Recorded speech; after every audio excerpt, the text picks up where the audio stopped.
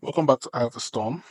This is Onikage, and today we are paying tribute to my best friend, very good friend of mine, Colin Flaherty. He passed away, unfortunately, 2021, I want to say, and his work stays with us. He taught us how to recognize patterns.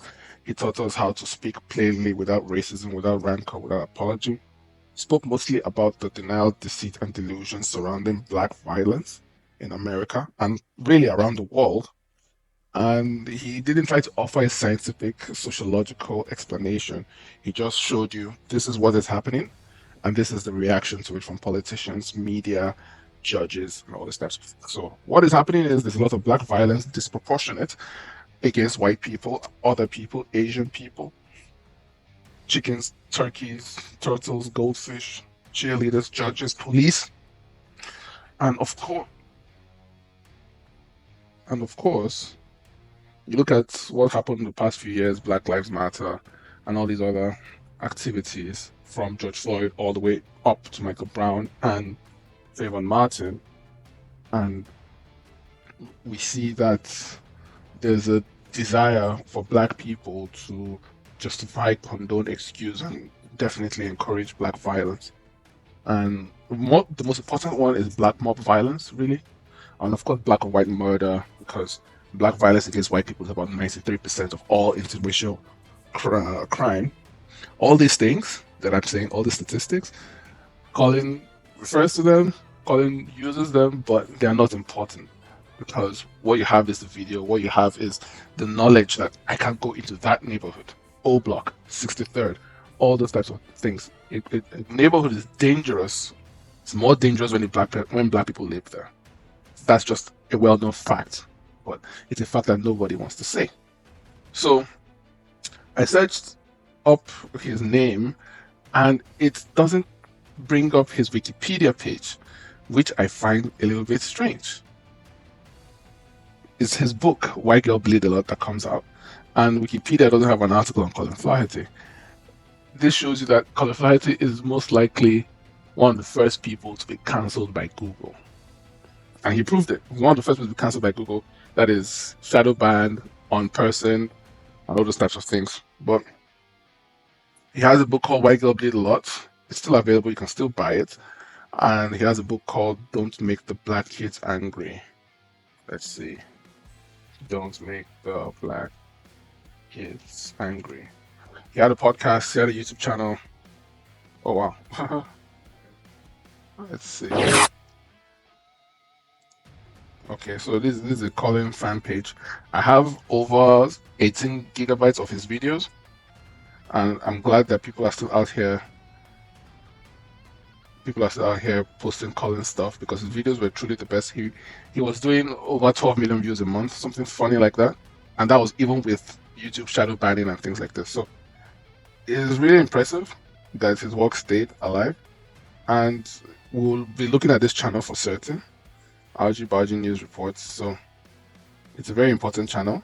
I will be, and his last video, this guy's last video was 6 years ago. So this is one of Colin's old fan mirror channels. So, and yeah, Colin's biggest claim to fame, one of, there are many, but one of them is that he showed that a black man was unjustly convicted for trying to kill his white girlfriend. A man called Kelvin Wiley. Kelvin Wiley. I think that's what the guy was. Uh, I'm not sure if this is the guy, but no, this is definitely not him. Let's just see Colin Flaherty. Let's just look at this, and then we'll move on to the business of the day. So this was a man. Rest in peace, Colin Flaherty. Oh, 2022. Wow, I thought it was 2021. January 11th. It's so sad, so painful. I just felt my heart drop again. So he died January 2022, so it's been 3 years. So this is from On's Review, article by John Tremaine. And yeah, so let's go. So he died of cancer, unfortunately. So in 1992, Colin Flight was the darling of the media press for exposing the truth At some point in the next decade or two, he will be vilified for this very same thing. 30 years ago, Colin used his extensive investigation skills to exonerate one Kelvin Wiley, a black man wrongly accused of attempting to murder his white ex-girlfriend. Flaherty won numerous awards for this work, and the case was later featured in the Los Angeles Times. Conviction set aside as boy recounts by Carol Muscola, 1992. So how old was I then? Exactly. But when the journalism profession orthodoxy moved on to be a publicity mill for the far left, this phrase is so silly. Flaherty stubbornly clung to his training, ethics, and conscience. He soon became a thought criminal, yes, and needed to be cancelled first by YouTube, then by PayPal, then by Facebook, finally Amazon. The tech monopolies moved to swiftly punish Flaherty for his wrong thing. Twitter remained the only social media giant that put up with him. Isn't that strange? Elon has banned me twice, maybe three times. And I think about it, and I don't think I was ever banned by Jack Dorsey. It's Elon who's banned me several times. And Colin was never banned. So this was one of Colin's last lives, you know. Oh my god, I'm so happy seeing him and sad at the same time that he's no longer with us. We spoke a few times on the phone, and my promise was when I come to America, I'm coming to see him. And then I heard he died. It was really sad, and I'm still sad to today.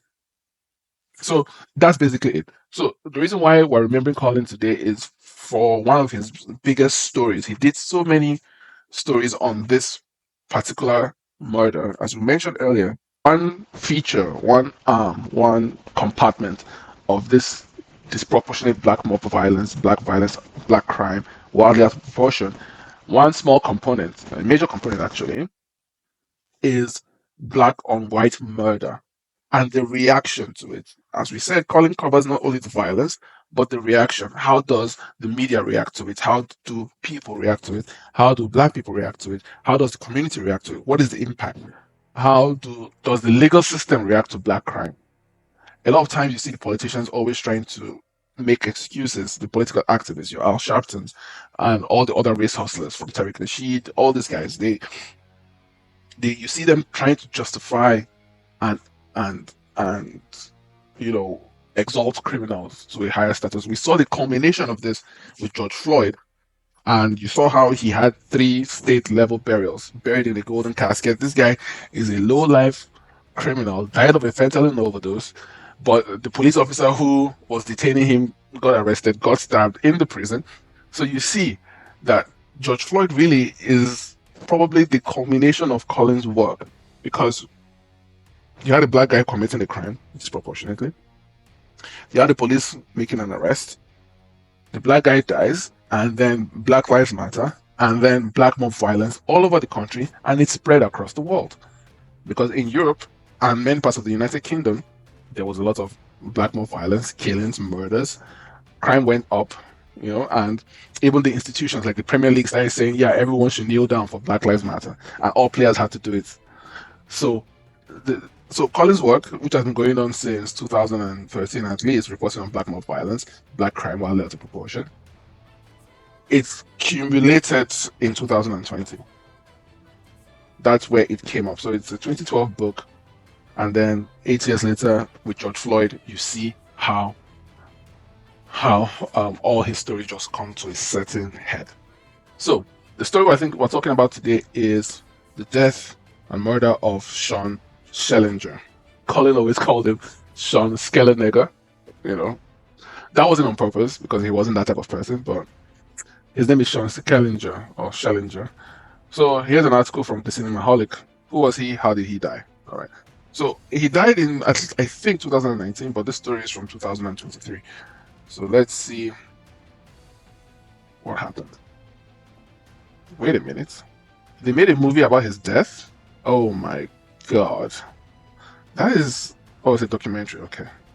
That is crazy and sad. So Paramount Plus's 72 Seconds in Rittenhouse Square chronicles the complex set. It wasn't complex. Okay, let's just finish the sentence. Paramount Plus's 72 Seconds in Rittenhouse Square chronicles a complex set of events surrounding the death of a 37-year-old Philadelphia real estate developer, Sean Schellenger, in a posh section of the city in May-July 2018. Okay, now, this sentence Because I read Colin Flaherty, because I watched his videos, because I listened to his podcast for years and I still have them and I still listen to them today, I can already detect the lie here. And this is where the lie is. Complex set of events. It wasn't complex. Let me tell you what happened. This guy, he's a rich guy, Jewish, real estate developer. He's driving in a limousine. I think he had either just made a big sale or it was his birthday, something like this. But he's driving in a limousine, he's riding in a limousine, and they're going through like a very narrow way. I guess people were double parked, something like this. And there was somebody at the front, like some kind of Uber type of person, blocking his path. So they're pressing the horn. They're like, "What's happening? Can you move out of the way?" Sean Schellenger comes out to remonstrate with the driver of the car in front of him. And then the guy says, "Oh, I'll soon be done, whatever." He goes back into the car and he's waiting. Now, a black person called Michael White pulls up on a bicycle, and according to his testimony, he sees Sean Schellenger inside the limousine saying something racist against the driver who was in front. So, as Sean goes outside to speak to the driver again, something like this, I don't remember the story very well. Michael White, the black guy, confronts him and stabs him with the kitchen knife. So he runs away because he's just killed a man. And the district attorney charges him with third-degree manslaughter, of which he was acquitted. This is somebody who called his girlfriend or someone like this the day before that he's looking for a white man to kill. This is somebody who concealed evidence because he fled the scene. He took the knife. I think he kind of tried to dispose of the knife in some fashion, and then he gets acquitted of this murder. But he gets acquitted of third-degree manslaughter. Third-degree manslaughter, when someone gets stabbed, means that you were holding the knife. This is just lawyer speak. Third-degree manslaughter, with these facts, means that Michael White was holding the knife and this guy ran into the knife. That's what being acquitted of third-degree manslaughter means in this scenario. Anyway, so let's walk through the story and see how close my narration is to what this is, and we'll see what difference it makes. So here we go. Sean was born to Mark and Linda Schellenberger in Philadelphia, Pennsylvania, 1981. So he would have been 44. Wow. Originally from Coatesville, he attended Great Valley and local Coatesville area high schools before graduating from the latter and studied real estate at Pennsylvania State. His father, the former principal of Radnor High, said Sean is my hero and always will be. Family members described him as a vibrant, friendly individual with a genuine enthusiasm for life. So this is the guy, Sean Schellenger. This is from his Facebook. It's just painful, just a waste of someone's life without any justice. But let's continue. The loved ones also highlighted his robust drive and ambition in his business endeavors. Moreover, the show noted, and can I stop here? You have a real life scenario, then you get the television to fictionalize it and create a narrative that people run with. It's kind of like the Central Park 5 and all those other silly stories, because you had the Central Park 5 and then someone came out with When They See Us. It's the same thing. You have a terrible, tragic, and continuous level of black and white violence and murder, but then you have the media coming out with some kind of documentary, some kind of movie. They play the nice music and they narrate things to you, and then your mind is changed. So the show, no, we don't need the show. We need the facts, right? Notation to be an outside presence who loved sports and his real estate firm, Streamline Group LLC. Maybe we can look that up. Who knows? So he grew up competing in football, baseball, and wrestling. He was even a quarterback for his university football team for 2 years. Many recall him as fiercely competitive, endlessly talkative, somebody who enjoyed life and could easily make friends. This is somebody they just fucking killed. His uncle Jeff once expressed he could make anyone family. This is how societies are destroyed when you kill people like this, because the rest of the family, what happens? Everyone's going to turn to Liam Neeson looking for black people to kill. Because your families, you've lost like 3, 4, 5, 6 family members to black people. Like, what's his name? Frasier. What's the guy from Frasier? I forget his name. The guy from Frasier. Oh my god. Kelsey Grammer. Kelsey Grammer. His father was killed by blacks. His grandfather was killed by blacks. You know? So how is he? Yeah.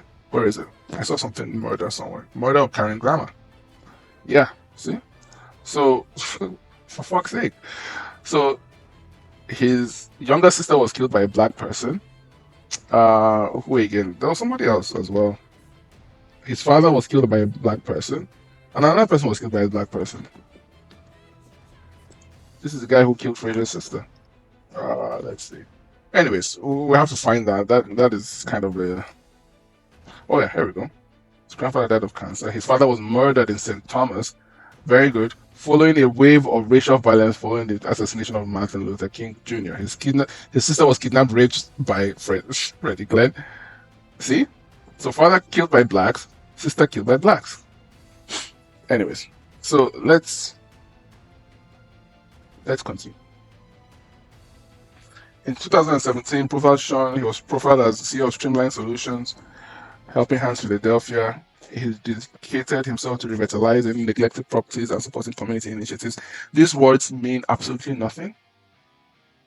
I mean, these 2 words here, community initiatives, those 2 words mean nothing. But let's continue.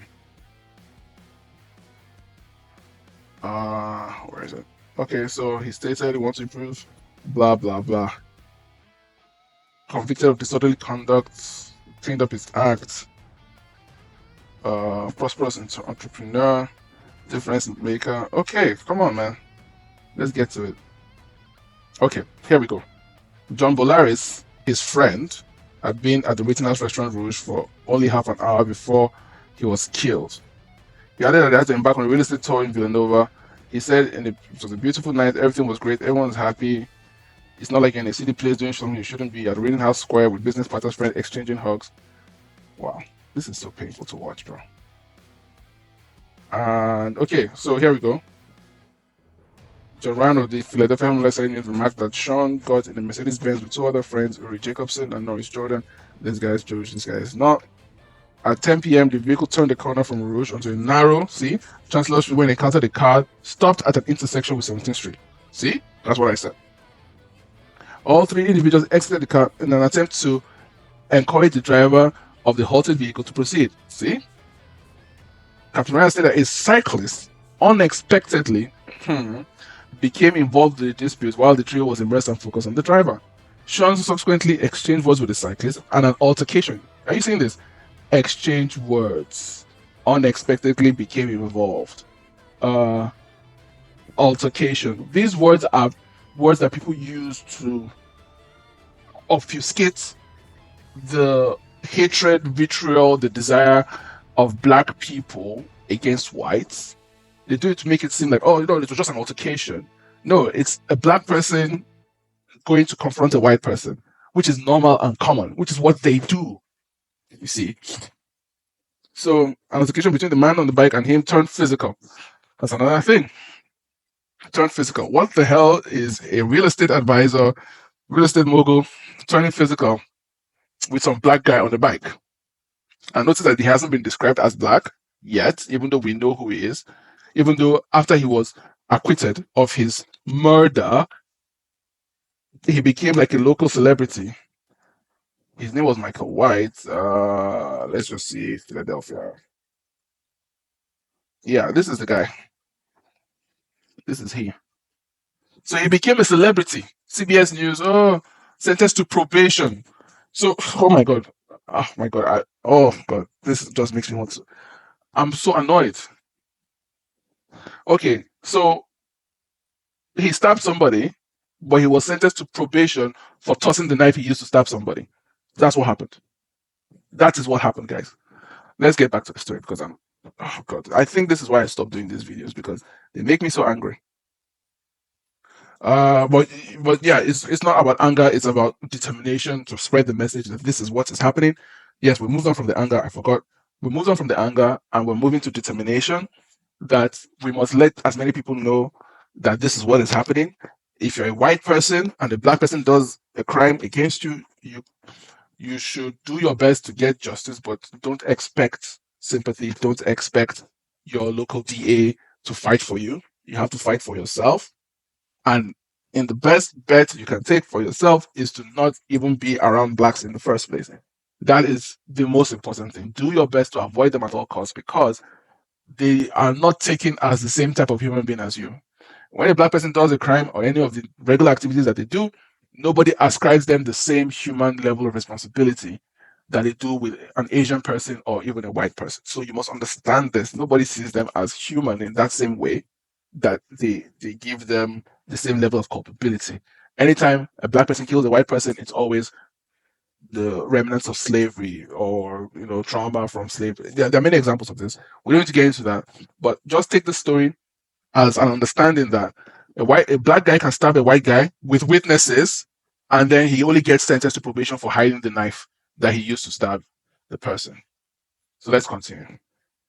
The subject pulled out a large knife, which was described as a Rambo knife.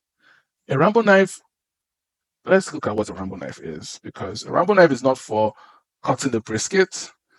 A Rambo knife is used for killing people. And he had said, I told his girlfriend, I want to kill a white person. That's what he said. This knife is not for peeling oranges. Stabbed the victim in the back. Now they're trying to turn it into road rage by calling it, or it started as some sort of argument, probably over congestion and traffic. When something happens 1, 2, 3, 93% of the time, it's not random. It's not some arguments about congestion and traffic. Black and white violence and murder is 93%. So it's not random. It's deliberate. It's normal. It's common. It's targeted. It forms a pattern.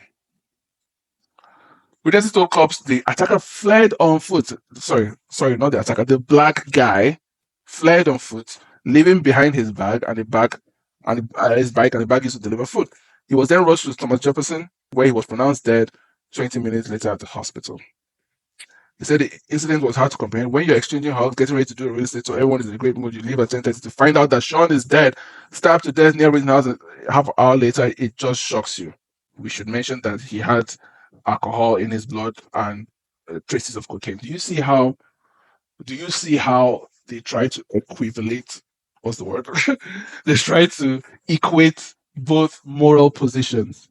Based on witness accounts, the police began their search for the black guy, a light-skinned black person, 6 feet tall, medium build. He was observed wearing a white t-shirt, black shorts, and a backpack. He was Michael White, and he turned himself in around 2 a.m. to the authorities on July 14th, 2 days after. So you see how they're like, oh, he turned himself in. Oh, he turned himself in. He was charged with murder and possession of an instrument of crime. However, it was maintained that Sean was the aggressor. He said that he tackled this guy was not there, so what the fuck? Client was acting himself or whatever. But plus, there are claims of racism. He was acquitted of murder in 2019. 3 witnesses saw this guy stab somebody and he was acquitted of murder. That's the end of the story. That's the end of the story. Larry Krasner, the DA funded by George Soros, reduced the charges to 3rd-degree manslaughter, and this guy is like, yeah, a jury acquitted Michael of murder charges. So he killed himself then with the kitchen knife. Do you see? That's the end of the story, guys. According to this website, that is the end of the story. So a guy stabbed himself with this, and yeah, well said. So sad. Oh, let's see what that was. His company, whether his company is still functioning. Streamline Group. Is this it? Knoxville, Tennessee. No. Anyways, I don't think this matters. Let's stay focused. Michael White. So as I said, he became kind of a local celebrity. Look at him.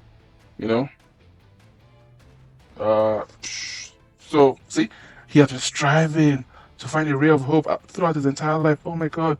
He was 12 when his family was torn apart, when his father was sentenced to more than 20 years in prison. For what? For what? Look at this guy. They turned him into a celebrity. Look, the content of his character. They made him basically Martin Luther King. Why do we care? We just saw the story of what happened. They're remonstrating with the driver at the front. This guy comes in, inserts himself into the scenario, and somebody ends up dead. Right? It was none of his business. That stupid bad story showed. It was none of his business. But somebody dies, and then the guy gets acquitted of murder. Why the fuck are we now hearing about his father was sentenced to 20 years in prison? And for what? Nobody asked. He didn't have to be living homeless. Why are we hearing this guy's story? Poetry slam. Oh my god. Michael contributed significantly to their journey to the semi-finals of a national competition.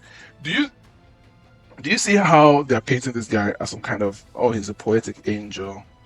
Oh, the lives of enslaved black individuals and heartfelt. This guy's a murderer, by the way. This guy killed somebody. And we're hearing about how he portrayed the lives of black individuals and heartfelt reflecting his childhood experiences. His father is a criminal. He is a criminal.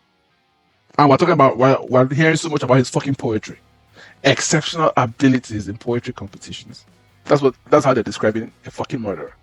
Oh, here we go. He learned that his father was imprisoned for impregnating his older sister. Oh, here we fucking go. I was taking drugs, okay, and then caught up in the system. When you hear that phrase, caught up in the system, from a black person, it means the black person does the regular thing that black people do, which is commit crimes. There is no such thing as caught up in the system. Caught up in the system means you commit crime, because this is what black people do, because this is their pastime. This is what they do. That's what they do. They commit crime. There's no such thing as being caught up in the system. There's no such thing as that.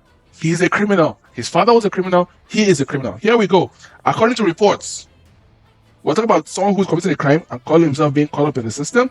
And then, according to reports, marijuana possession, theft, receiving stolen property, owning an instrument of crime, a weapon to use for criminal purposes, and conspiracy.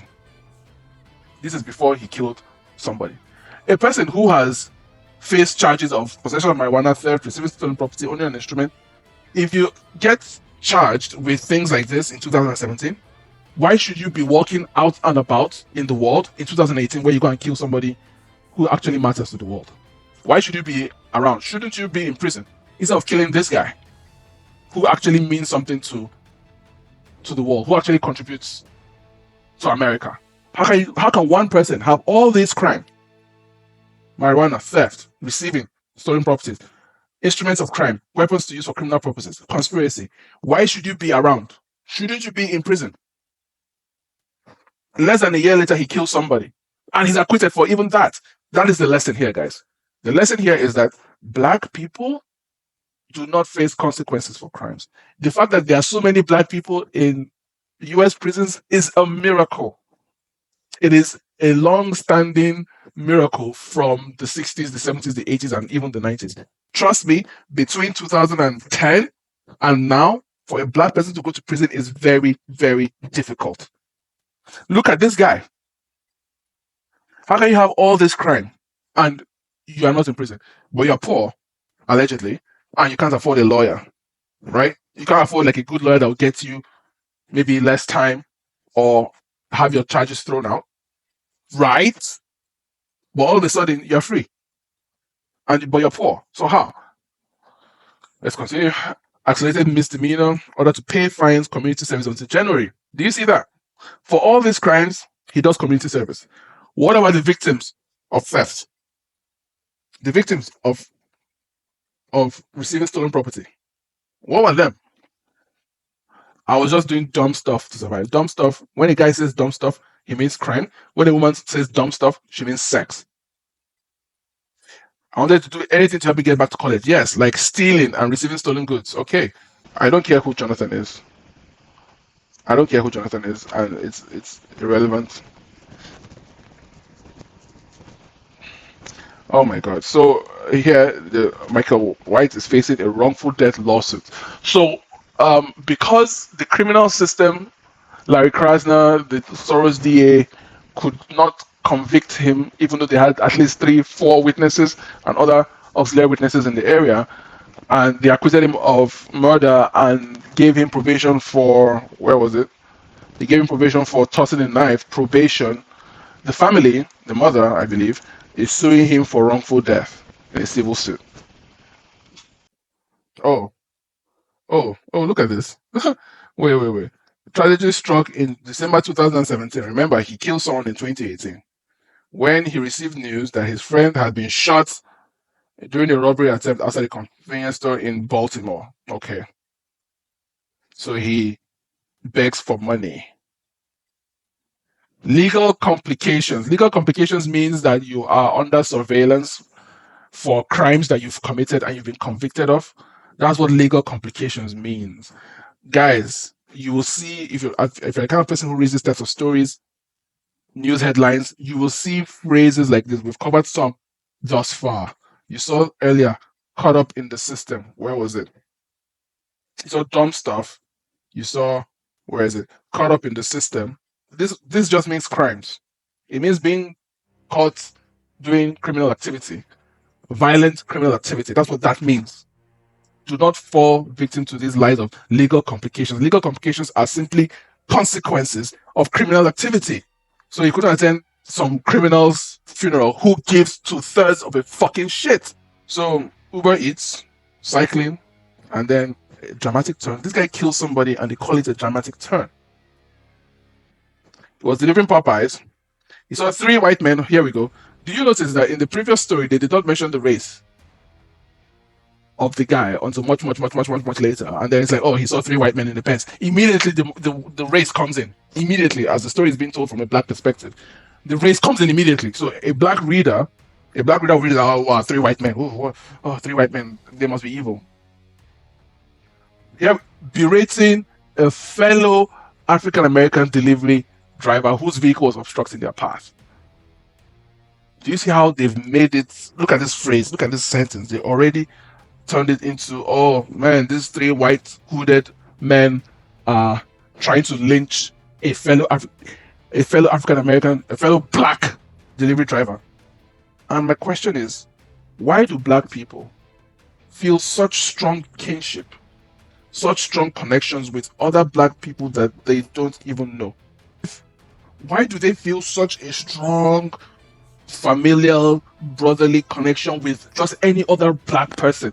This is I don't want to call it ego, but it's like a deep arrogance and unsubstantiated pride that I am the king of all black people. All black people are my brothers. All black women are my sisters.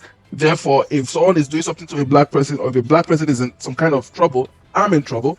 If I speak and someone offends me, the person offends all black people. Every black person thinks like this. The guy is obstructing the path. You insert yourself into the situation. They were clearly drunk and loud. I wanted to ensure that the black guy was all right. As the black guy fled, he ended up fatally stabbing one of the men. These are the same people that reported that he was acquitted of murder. The same people who reported that he was acquitted of murder are telling us that, oh, actually, guys, he actually fucking stabbed the dude. He stabbed the guy during a physical altercation. At that point, I was too far from my bike to just run up. I pulled out my knife that I carried for safety on the job and began to the back up as I was trying to walk away from him. He kept coming towards me until we landed nearby. And I get the fuck out of here, bro. Oh my god. Can you imagine? I saw that he landed on the knife as he flipped over. That's what I said, and I was joking. He said that he stabbed the guy. Here he said that, oh yeah, he landed on my knife. And he became a celebrity. Look! They're going to interview him. Oh, here we go. Michael's defense claimed that Sean provoked him with racial slurs. Self-defense from racial slurs. I stabbed somebody because he called me a fucking nigger. Get the fuck out of here, bro. Not guilty of voluntary manslaughter. State prosecution failed to prove beyond a reasonable doubt he intended to kill Sean. They found him guilty of tampering and obstruction, owing to disposing of the knife and the bloody clothes. Michael's defense argued for a lenient sentence, highlighting the trial's impact on his life. Oh, he's so sad. 2 years of probation. This guy did not spend 1 second in jail. After, where was it? After, where was it? After, where was it? Where is it? Where is it? After fatally stabbing somebody. He did not spend 1 second in jail. 1 second. Whatever. He expressed remorse for the event. Why are you remorseful if you didn't kill somebody? If some fucker just falls on your knife, why are you remorseful? So the family sued him. Uber Eats. That's a good idea. Very smart.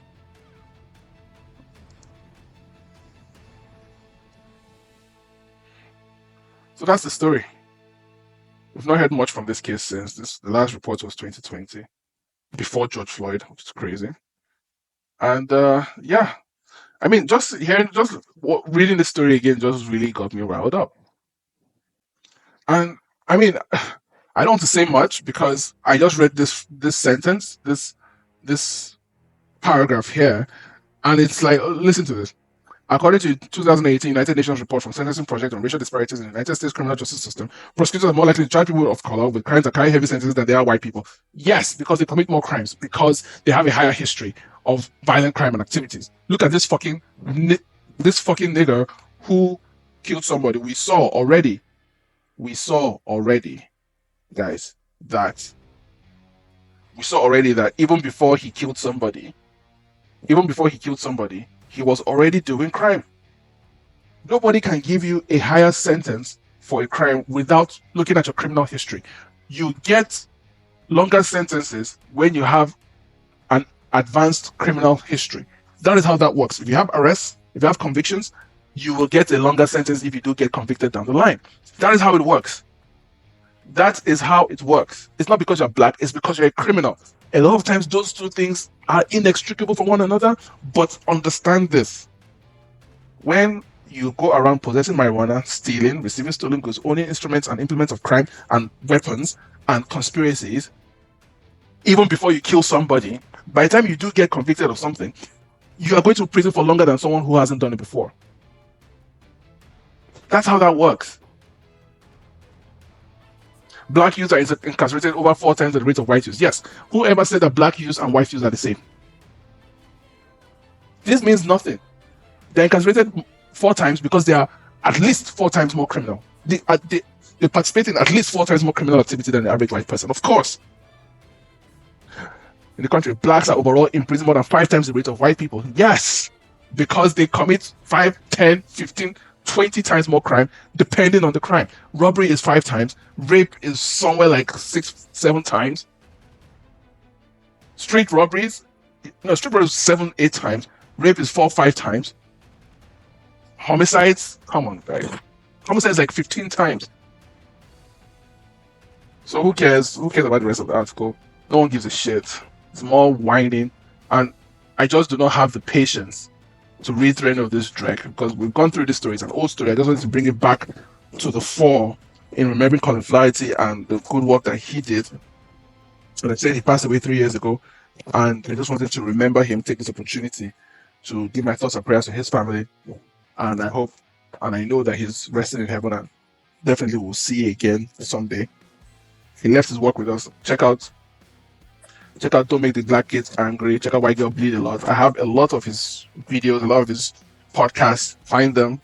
I was hosting it on a show I used to produce called Sango Brotherhood. Let's see.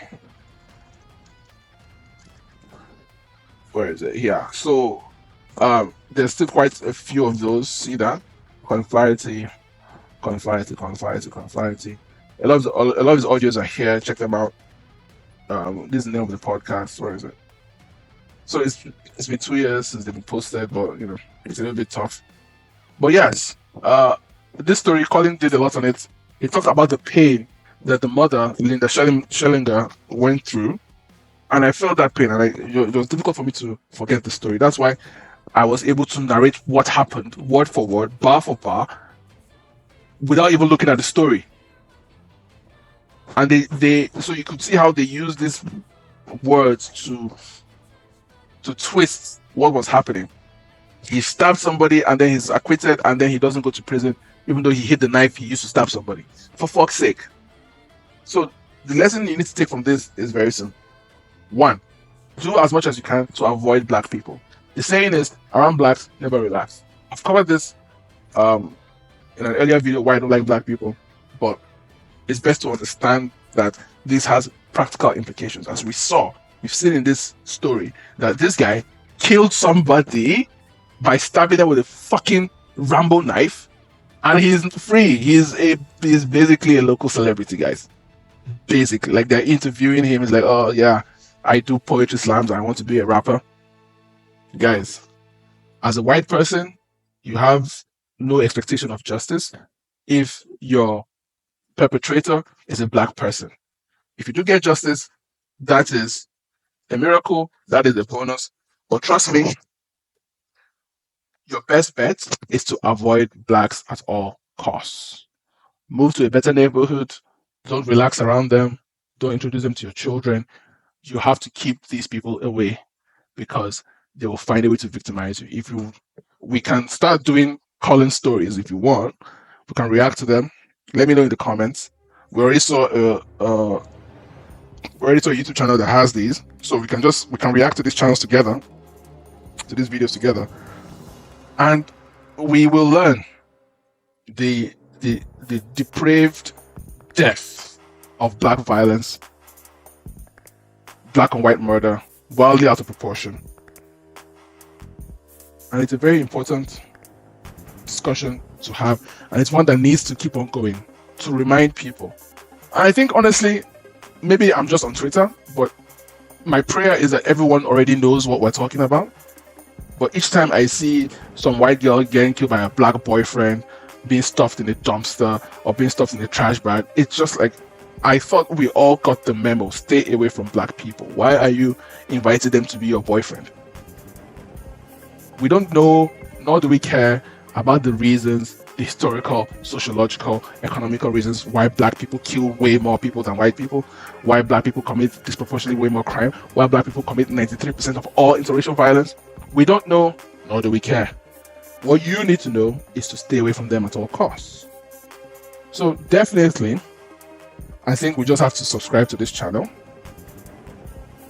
and we'll add Colin Flaherty video reactions to our stories one after the other, just to get people up to speed on what Colin Flaherty was about. Because this is a story that keeps on giving. Get his books, Don't Make the Black Kids Angry, and White Girl Bleed a Lot. So this is the first book, this is the book, and this is the other book. Very important book, very, very important. These 2 books, fantastic books. Read them. And this Colin Flaherty as an author. He's written 3 books. They're ready today. This is a book I want to read because I've read these 2 already. So, thank you guys so much for watching. Leave a like rating if you enjoyed. Follow if you're not already. Links in the description down below. Check out my last video. And peace out, guys. So, as I said, subscribe, share the video. Thank you so much. Take care. Peace. After centuries of sleep, of nothingness, I have returned.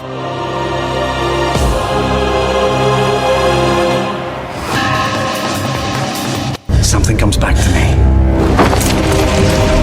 I was great once. Feared. Yes. Once I was strong. Powerful beyond measure, beyond imagining. So weak now, must find blood.